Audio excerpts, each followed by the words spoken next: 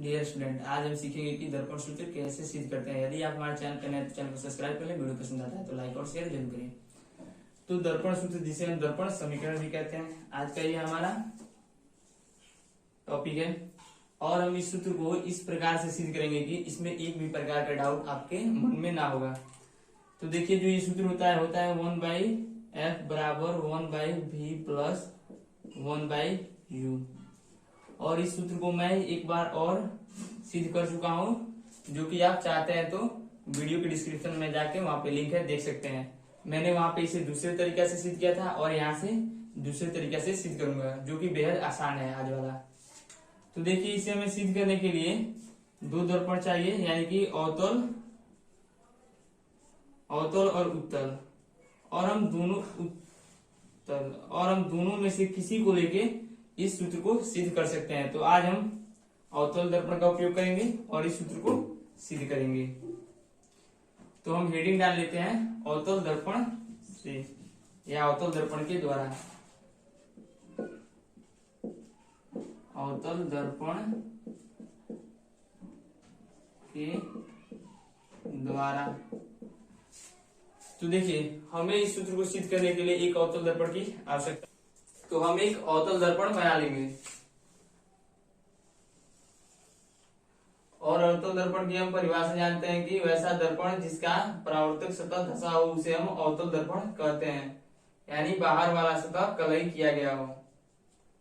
और हम जानते हैं कि मुख्य अक्ष जो होती है वो ध्रुव से होके जाती है, यानी कि P। और जो ध्रुव होता है वो दर्पण के मध्य स्थित होता है। यह हमारा P हो गया। अब हम इसे सिद्ध करने के लिए इस सूत्र को एक वस्तु लेंगे जो कि अनंत व वक्रता केंद्र के बीच हो। ये हमारा वक्रता केंद्र हो गया और ये हमारा अनंत, जो कि वस्तु है वो अनंत और वक्रता केंद्र के बीच है, जिसका नाम हम AB देते हैं। और फिर एक किरण लेंगे वस्तु से जो कि ध्रुव पे आपतित होगी और परावर्तन के बाद जितना ये मुख्य अक्ष से कोण बना रही थी आपतित किरण, और मुख्य अक्ष जितने के कोण बना रहे थे उतने ही परावर्तन के बाद मुख्य अक्ष और ये परावर्तित किरण कोण बना लेंगे। फिर हम एक तीसरी किरण लेंगे जो कि वक्रता केंद्र से होती हुई दर्पण के परावर्तक पृष्ठ पे पड़ती है। और हम जानते हैं कि वक्रता केंद्र से जाने वाली किरणें दर्पण के परावर्तक पृष्ठ पे लंबवत गिरती है, जिसके कारण वह उसी दिशा में वापस लौट जाते हैं। और देखिए, ये दोनों किरणें यहाँ पे काट रहे हैं, यानी कि मुख्य अक्ष से यहाँ पे एक लंब डाल लेंगे और जो कि हमारे वस्तु का क्या हो जाएगा, प्रतिबिंब हो जाएगा। और हम प्रतिबिंब का नाम देते हैं A', B'। तो पहले हम सिद्ध करने से पहले यहाँ पे कुछ बातें लिख लेते हैं, जिसके कारण इसे हमें समझने में आसानी हो। तो चलिए साथ लिखिए। माना AB एक वस्तु है, माना AB एक वस्तु है जिसका अवतल दर्पण में बना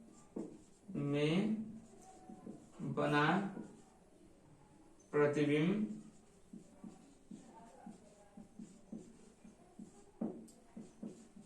A', B' है,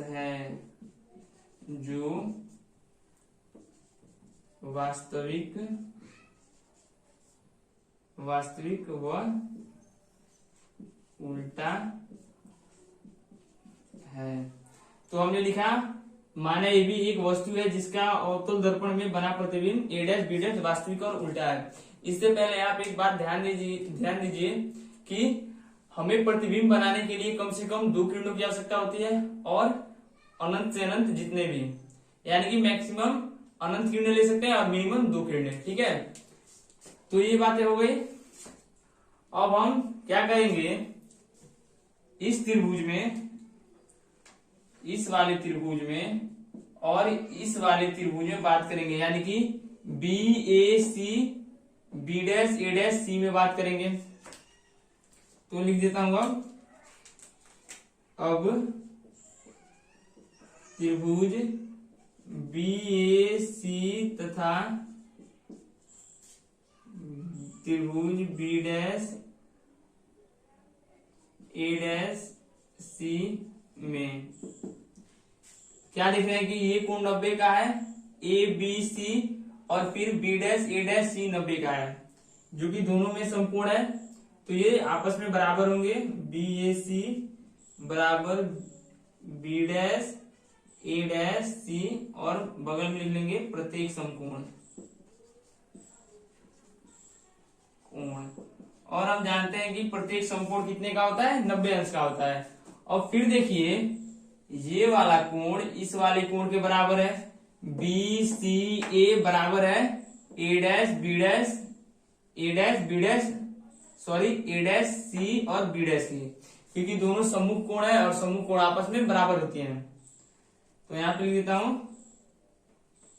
कोण बी ए सी बराबर कोण बी डैश सी और ए डैश, और लिख देता हूं सम्मुख कोण या शीर्षाभिमुख कोण, शीर्षाभिमुख कोण। और हम शीर्षाभिमुख कोण को सम्मुख कोण कहते हैं या सम्मुख कोण को शीर्षाभिमुख कोण कहते हैं, दोनों एक ही है। अब देखिए जब ये दोनों बराबर हो जाएंगे तो ये त्रिभुज इस त्रिभुज के क्या हो जाएगा, समरूप हो जाएगा। तो इसे नोट कीजिए, इसे मैं मिटाता हूं। तो देखिए हमारा प्रथम त्रिभुज द्वितीय त्रिभुज के बराबर हो जाएगा। तो लिखेंगे इस प्रकार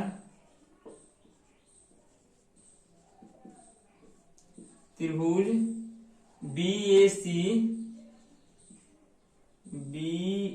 ए सी कमा त्रिभुज B dash A dash C B dash A dash C के समरूप है। और हम जानते हैं जब त्रिभुजें आपस में समरूप होते हैं तो समरूपता के नियम से लंब बटे लंब, आधार बटे आधार। तो इसलिए लिखेंगे, इसलिए ए बी बटे ए डैश बी डैश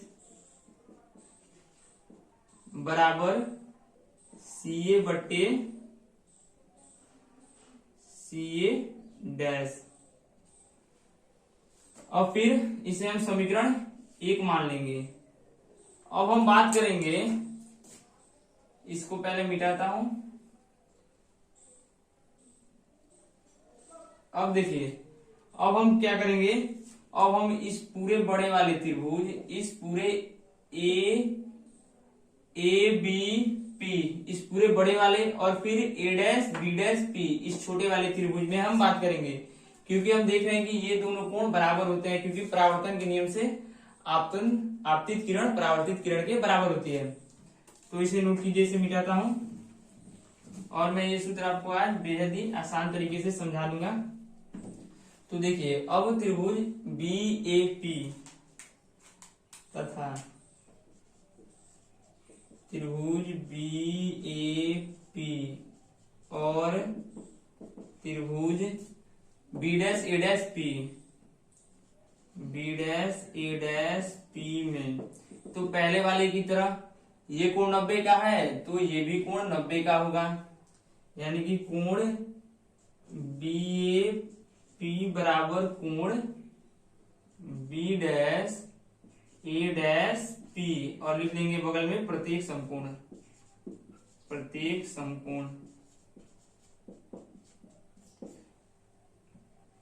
फिर आ जाइए, ये कोण इस कोण के बराबर होगा, क्योंकि परावर्तन के नियम से मैंने अभी बताया कि आपतन कोण परावर्तन कोण के बराबर होता है, क्योंकि ये किरण है, आपतित किरण है और ये लंब हो जाएगा, तो इसके बीच का जो कोण होगा वो आपतन कोण, और फिर ये परावर्तित किरण और ये लंब है तो इसके बीच का जो कोण है वो होगा परावर्तन कोण। तो इस प्रकार कोण बी पी ए, कोण बी पी ए बराबर कोण A P B dash A dash P B dash, और लिख लेंगे सम्मुख कोण या शीर्षाभिमुख कोण, सॉरी इसमें सम्मुख कोण या नहीं लिखेंगे, ब्रैकेट में लिख लेंगे परावर्तन के नियम से, परावर्तन के नियम से। तो इस प्रकार हमारा त्रिभुज BAP समरूप हो जाएगा त्रिभुज B'A'P के। आप इसे नोट कीजिए और इस समीकरण की हमें आवश्यकता है तो आप इसे ही नोट कर लीजिए और मैं आप इसको मत लिखिएगा, अब जो नोट कर लिया उसके बाद लिखिएगा। इसलिए इस प्रकार लिखिए, इस प्रकार त्रिभुज BAP त्रिभुज B'A'P के समरूप है और इसमें भी समरूपता के नियम से। अब मैं इसे मिटाता हूं, इसे मत लिखिएगा। अब इसके नीचे लिखिए, समरूपता के नियम से हम जानते हैं कि तब हो जाएगा लंब बटे लंब, आधार बटे आधार। तो लंब क्या है इसमें, AB बटे A'B और बराबर आधार देखिए PA बटे PA'। एक बार और समझाता हूं, इस बड़े वाला त्रिभुज, ये बड़ा वाला त्रिभुज इस छोटे वाले त्रिभुज के समरूप है। तो इसका लंब AB बटे A'B, छोटे वाले त्रिभुज का लंब, इसका आधार PA और छोटे वाले त्रिभुज का आधार PA'। और ये बात आप ध्यान में रखना कि सभी दूरियां P से मापी जाती है, इसलिए आप कभी भी PA को, यानी कि ये PA है, इसे आप AP नहीं लिखिएगा। यदि आप PA को AP लिख देते हैं तो मान में परिवर्तन हो जाएगा, जिसके कारण हमारा जो सूत्र होगा वो पूरा का पूरा गलत हो जाएगा। ठीक है, तो इसे अब हम समीकरण 2 मान लेते हैं। अब देखिए सिद्ध करते हैं। तो अब हम समीकरण 1 को 2 के बराबर करते हैं। देखिए अब इसको हम मिटाते हैं।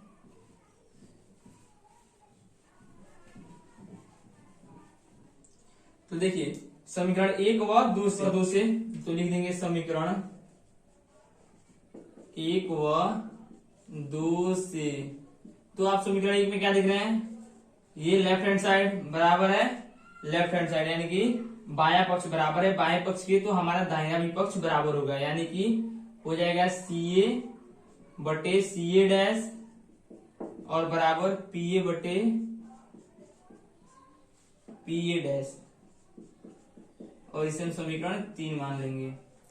अब हम इसको मिटा देते हैं। अब देखिए, अब हमें आवश्यकता पड़ेगी चिन्ह परिपाटी की। तो जब भी आप इस सूत्र को सिद्ध करें तो आपको चिन्ह परिपाटी पूरी तरह से आनी चाहिए। तो चिन्ह परिपाटी क्या कहता है, मैं एक बार बता दे रहा हूं कि प्रकाश की दिशा में मापी गई सभी दूरियां धनात्मक होती है और उसके विपरीत दिशा में मापी गई सभी दूरियां ऋणात्मक होती है। यानी कि ये प्रकाश दाहिने तरफ जा रहा है तो दाहिने तरफ की सारी दूरियां धनात्मक और प्रकाश के बाएं तरफ की दूरियां सभी ऋणात्मक। यानी कि ऐसे समझ लें कि ध्रुव से बाईं तरफ मापी गई सारी दूरियां ऋणात्मक और ध्रुव से दाईं तरफ मापी गई सारी दूरियां धनात्मक। तो देखिए लिखेंगे, जहां चिन्ह परिपाटी से या आप ये ना लिखिए तभी भी चलेगा, सिर्फ लिख दे जहां। अब देखिए CA ये कोई दूरी नहीं है जिसका माप निश्चित नहीं है। ठीक है, एक और बात बता देना चाहता हूं कि ध्रुव से वस्तु की दूरी को हम U से सूचित करते हैं, ध्रुव से प्रतिबिंब की दूरी को V से, और ध्रुव से वक्रता केंद्र यानी कि इसको हम R से, वक्रता त्रिज्या होता है, ध्रुव से वक्रता केंद्र के बीच की दूरी वक्रता त्रिज्या। अब देखिए हमें इतनी की आवश्यकता पड़ेगी। तो देखिए CA कितना होगा, CA को हम लिख सकते हैं PA माइनस PC, क्योंकि जो हमारी ये CA है इसका कोई निश्चित मान नहीं है। ये जो हमारा CA है इसका कोई निश्चित मान नहीं है। यदि हम PA माइनस PC करते हैं तो देख लीजिए PA यानी कि वस्तु की दूरी, तो ये हो जाएगी माइनस U और माइनस PC यानी कि वक्रता त्रिज्या, तो माइनस R। और ये हो जाएगा माइनस यू प्लस आर। ये आपको अभी नहीं समझ में आएगा, अभी मैं इनकी मानों को निकाल रहा हूं तो अभी आपको अच्छे से समझ में आएगा। अब देखिए सी ए डैश, इसको भी हम क्या लिख सकते हैं, ये कोई दूरी नहीं है सी ए डैश, तो इसको हम लिख सकते हैं PC minus P A dash. तो देखिए पीसी यानी कि वक्रता त्रिज्या, तो माइनस आर और माइनस पी ए डैश यानी कि प्रतिबिंब की दूरी, तो ये हो जाएगा माइनस भी, माइनस आर प्लस भी। अब देखिए इन जब दोनों को मैं बताऊंगा तो ये दोनों आपके क्लियर हो जाएंगे। देखिए कैसे, अब P A dash, sorry P A, उसके बाद पी ए डैश निकालेंगे, पी ए यानी कि ध्रुव से वस्तु की दूरी, और हम जानते हैं कि ध्रुव से बाईं दिशा में मापी गई सारी दूरियां ऋणात्मक होती है, और हम वस्तु की दूरी को यू से सूचित करते हैं, इसलिए हमारा हो जाएगा माइनस यू।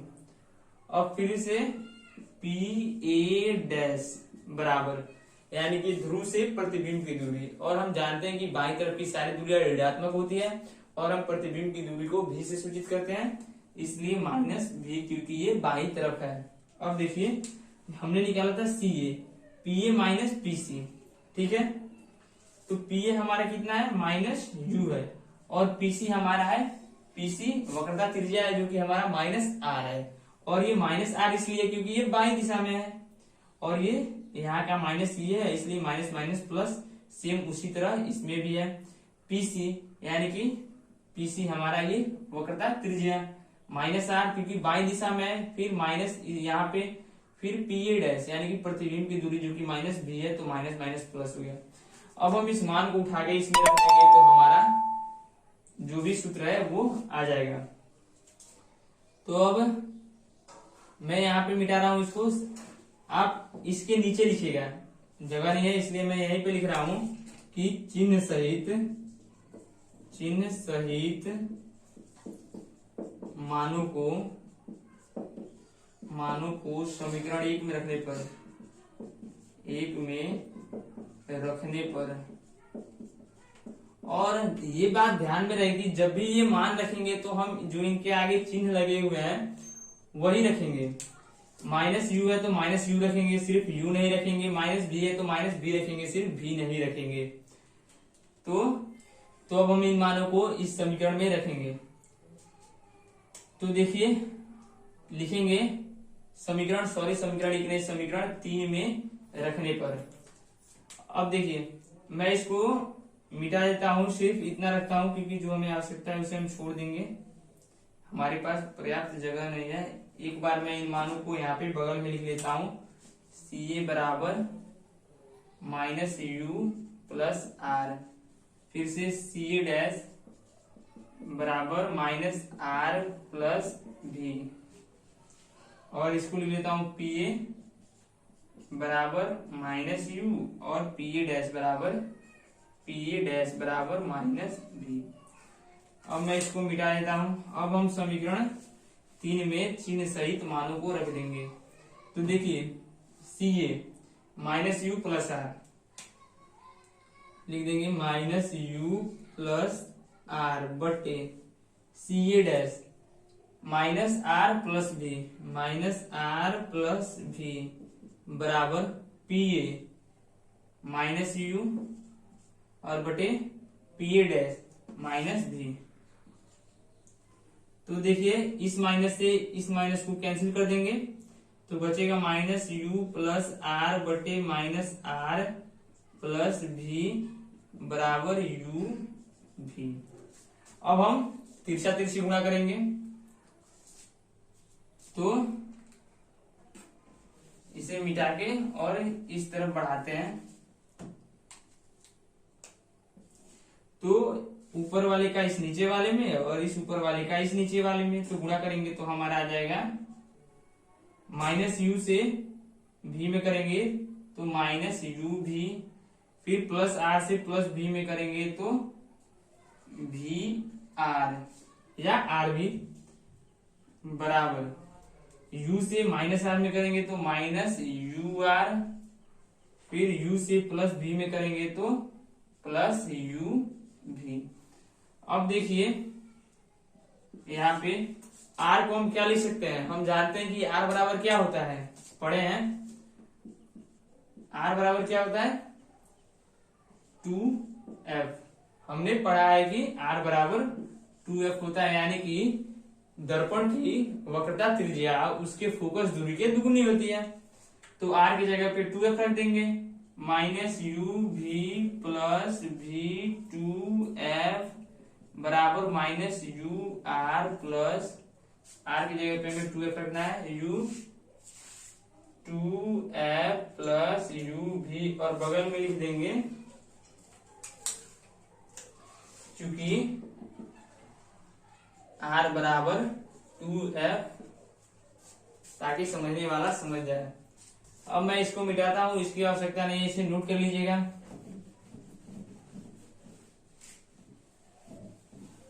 तो चलिए इसके आगे हल करते हैं। तो माइनस यू भी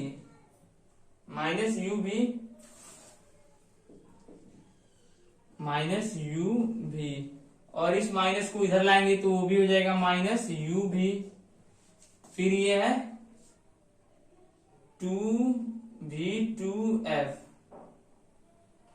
प्लस v2f, और ये इधर आएगा तो हो जाएगा, इसको इधर लाएंगे तो